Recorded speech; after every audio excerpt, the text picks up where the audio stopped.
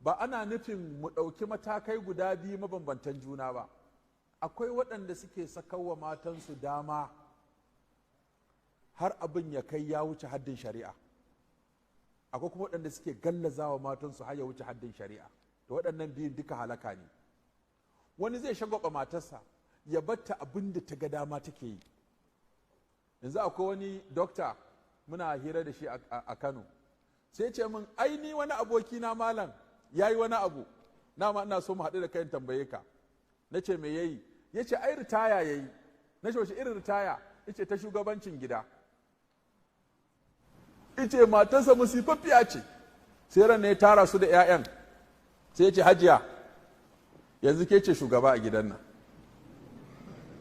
duk muna ƙarƙashin ki ne da 'ya'yan, sai abin da kika ce.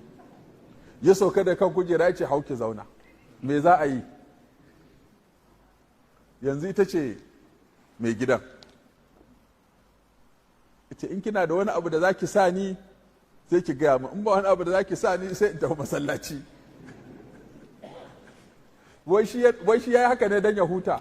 Shi ne ke ga abokin nasa, ai yanzu na huta, ba ni da wata matsala. Hajiya ce yanzu komai ita kudin cefa ne, yara makaranta, faɗa, ni ma in na makaranta yi mun faɗa, kowa yanzu ita ce shugaba a gidan, na huta.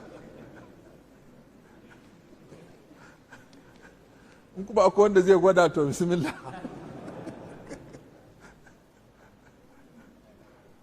To saboda haka musulunci da abin da ka ga yayi akwai tsari. Da ya baka shugabanci sai ce ka zama mai adalci, da ya baka shugabanci sai ce ka zama mai amana, ka zama mai nuna ƙauna, mai nuna soyayya, mai nuna girmamawa, kar ka zama mai cin zali.